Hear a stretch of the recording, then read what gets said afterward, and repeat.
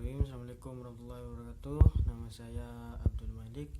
Saya dari Prodi Ekonomi Syariah kelas 4A.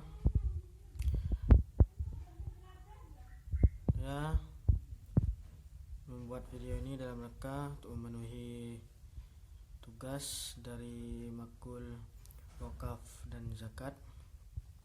Dan materi yang saya akan jelaskan itu tentang pengertian wakaf, dalil Al-Quran dan Al-Hadis tentang wakaf, dan sejarah pensyariatan wakaf.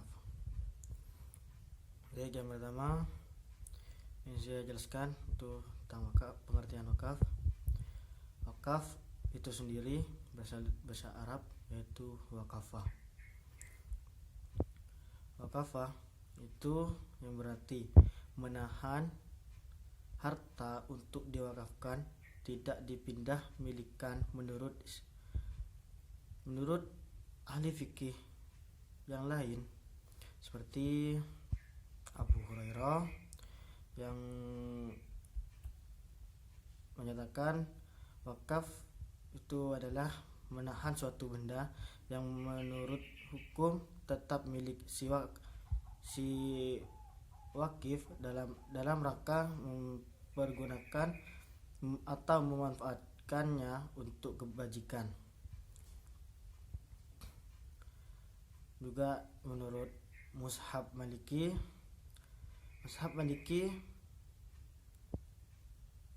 berpendapat bahwa wakaf itu tidak melepaskan harta yang diwakafkan dari kepemilikan wakif.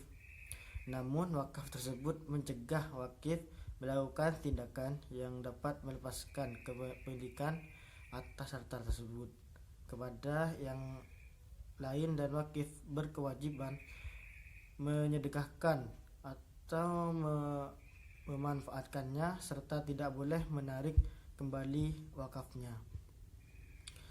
Sedangkan menurut mazhab Syafi'i dan Ahmad bin Hanbal, wakaf itu adalah melepaskan harta yang diwakafkan dari kepemilikan wakif setelah sempurna prosedur perwakafan.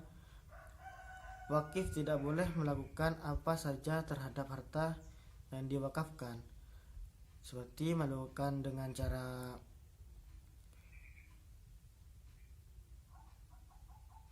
menjual atau menyewakannya. Sedangkan menurut mazhab lain,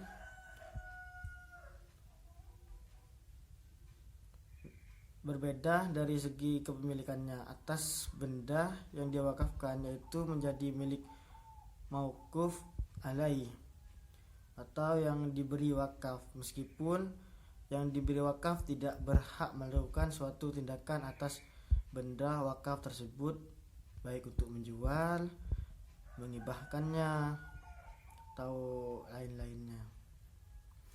Dan selanjutnya, sejarah wakaf pada masa Rasulullah. Wakaf dikenal sejak masa Rasulullah SAW karena orang yang melaksanakan wakaf pertama kali yaitu Rasulullah SAW. Beliau mewakafkan tanah beliau untuk pembangunan masjid pada masa itu. Selanjutnya pada masa dinasti Islam. Pada masa dinasti Islam ini, praktik wakaf menjadi lebih luas pada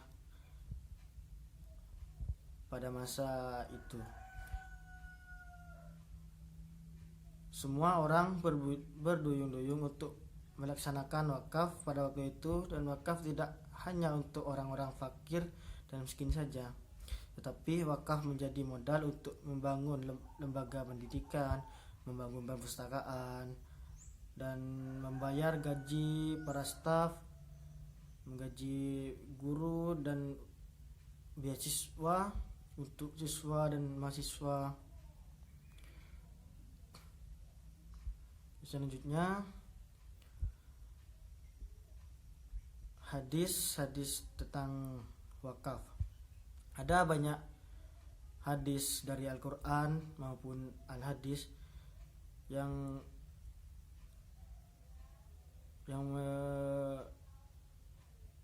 menerangkan tentang wakaf.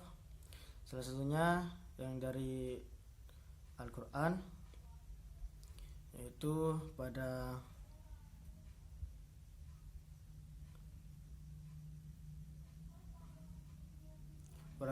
surat Al-Baqarah ayat 261 yang artinya perumpamaan nafkah yang dilakukan oleh orang-orang yang menafkahkan hartanya di jalan Allah adalah serupa dengan sebutir benih yang menumbuhkan 7 butir pada tiba-tiba butir menumbuh 100 biji. Allah melipatkan gandanya bagi siapa saja yang Dia kehendaki, dan Allah Maha luas lagi Maha mengetahui. Adapun hadisnya yang artinya dari Ibnu Umar, ia berkata,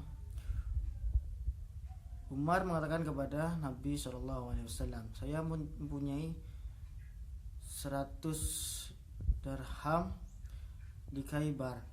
Saya belum pernah mendapatkan harta yang paling saya kagumi seperti itu, tetapi saya ingin menyedekahkannya.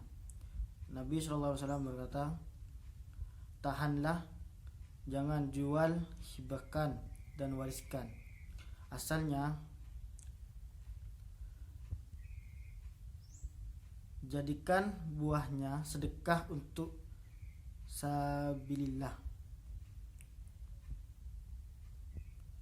Itu penjelasan dari saya tentang wakaf, tentang pengertian wakaf, dalil-dalil wakaf, dan sejarah wakaf. Terima kasih. Assalamualaikum warahmatullahi wabarakatuh.